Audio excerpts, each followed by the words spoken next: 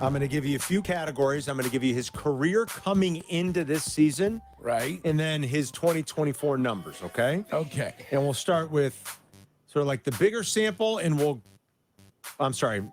smaller subset, and then get larger and larger. So yards per catch, yards per target, yards per route run. I've got you. I'm feeling So it. yards per catch in his career, 14.3.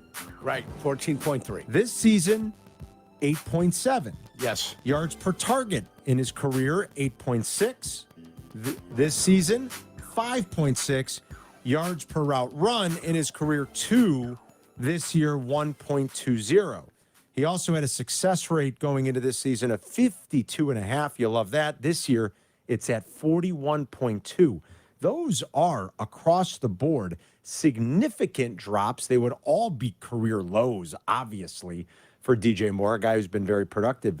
Now, that's also his career data set versus 4 games. It's pretty small, but what is it, Jurk? Why does it look off or different this year? Do you have any idea, or is it just, hey, it's 4 weeks in and give it time? Well, it's 4 weeks in. It's an inexperienced quarterback that's trying to get his feet under him, and it's an offensive coordinator's trying to give bunnies to the quarterback. Okay. And he hasn't been able to break a tackle either.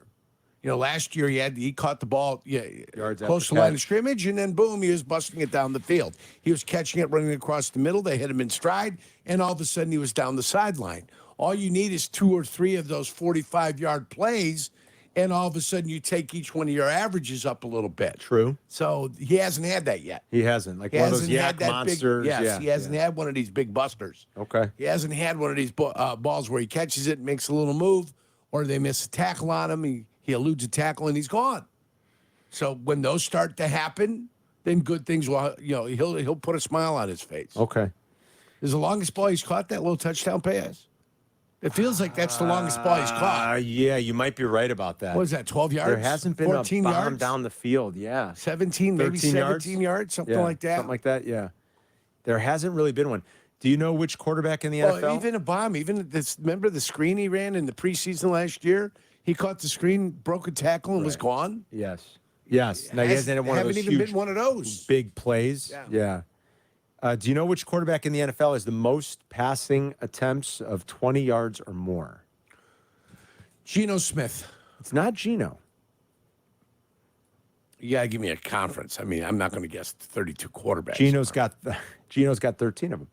It's in the NFC. NFC. Jared Goff. It's not Jared Goff. Jared Goff is, where's Jared Brock Goff? Purdy. It's not Brock Purdy. Brock Purdy's tied for second with 20. Caleb Williams has 22 attempts of 20 yards or more. That is the most in the NFL. Is he 0 for 22? He is 3 for 22. Yeah. His passer rating, this is not his PFF grade. This is his NFL passer rating on those throws. So he's got the most attempts of 20 or more yards. He has the second worst passer rating. Only Bryce Young is worse. 26.2. That's bad. That is bad. And some of those are just desperation heaves when he's getting out of the pocket, I'm assuming, too. Yeah. Scrambling, on the run, throwing the ball deep downfield out of bounds. And let me correct what I just said. I made a mistake. I meant to say that's not his NFL pass rating. That's his passing grade. His passing grade from PFF is the second worst among, on all those throws. His quarterback rating is also second worst, but obviously it's not going to be where I said it was. When you consider 3 of 22, it's below 10%. It's below 10, excuse me. That makes sense. So, yeah, that's where they've struggled. Some of it doesn't account for the throwaways. Jurko's absolutely right. You can't really tease those out. But they've tried to get the ball downfield. It's just they haven't hooked those up yet. They haven't. And he missed a golden opportunity to find Robin Dunza on a little post where Rome was running by the safety flat foot, and it was like, oof. Well, listen, you got to throw that. Anybody that says your quarterback does not need to play better is wrong. He does need to play better. I think they all have to play better But on he's a offense, young right? quarterback who's got to play better, and he could get help if the offensive line could protect him a little bit more. Yeah. That would be nice. Yes. And then you can't give up on it as a receiver just because you're a little bit frustrated. You know where Caleb was great last week? And I believe I heard Pat, the designer, at the press conference ask Caleb about it. In week 4, Caleb speaking of quarterback ratings, Caleb's quarterback rating against the blitz when he was blitzed last week, like a veteran, Yerk, 129. 129 was Caleb's quarterback rating. That's great. That's like identifying it and seeing it, Yep. right? And you've got to like that. Yes. yeah, that's fantastic. 129 quarterback rating when blitzed last week was a thing of beauty. His quarterback rating last week was his career best, obviously. He's only played 4 games, 106.6. He did finish top 10 for week 4 in EPA plus completion percentage over expectations. So it was a good week for Caleb. It was. And it was a better week for the offense with still some work to do. Who was good against man-to-man? Last week? No, who's good against man-to-man in general? Justin Fields was great against man-to-man. Yes. What wasn't he good against? Against the blitz and against zone coverages? Against zone coverage. He was not good against zone coverage. So when Caleb has struggled this year, it's when they've squeezed him. Yeah. They've squeezed him in the pocket, and he's held the ball, and it hasn't been good. So we'll see how teams adjust. Now, the want is to blitz and get after the quarterback because the offensive line has been so porous. And 5-man fronts, run a stunt, and all of a sudden you're scot-free heading to the quarterback. Party time. I mean, you pointed that out to me. Yeah. So you're kind of darned if you do and darned if you don't against Caleb because he is decent against the blitz. But there were blitzes last week when he threw the ball the wrong direction. He didn't throw it to the right person. He had a chance to hit somebody. He didn't hit somebody. Still a work in progress. Still a work in progress. Yeah. Let's say hi to Joe in Poplar Grove. What's up, Joe? Hey, gentlemen. Joe. Love the show. Thank you. Hey, how you doing? Hey, Joe. Love the show, guys. Thank you. I want to know, why is Tyler Scott missing in action this year? I don't know. You could have some pick plays, open things up. They had great chemistry in the preseason. Why is he a no-show? He must not be able to contribute on special teams.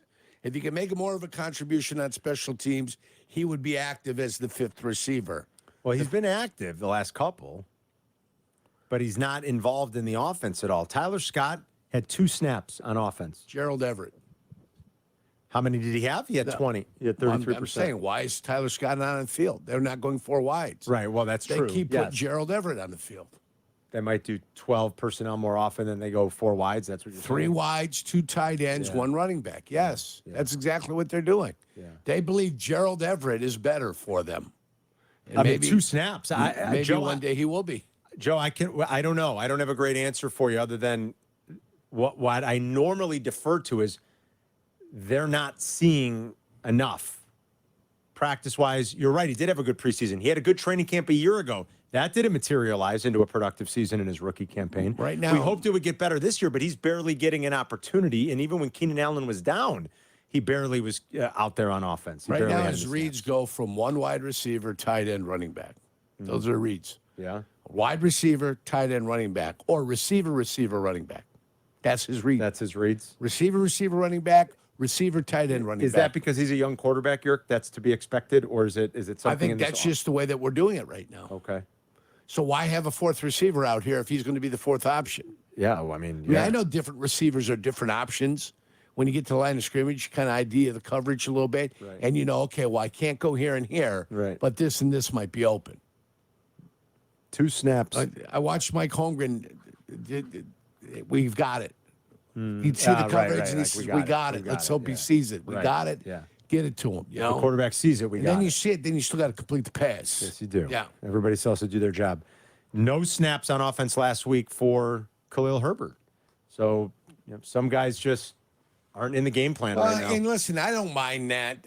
I don't mind it at all. I asked them to make a decision on the running back. They did. They made the decision on the running back. We're going to dose Swift. He's going to get the carries. Rashkan's going to get a handful of carries during the game. 8 last week. Yeah. That's the way they're going to do it. Fine. And Swift responded. When in fairness. somebody gets hurt, then they'll go ahead and they'll shuffle the lineup a little bit and they'll make it a little bit different. Yeah. Swift responded. Let's hope they can get more. Punch rush is next.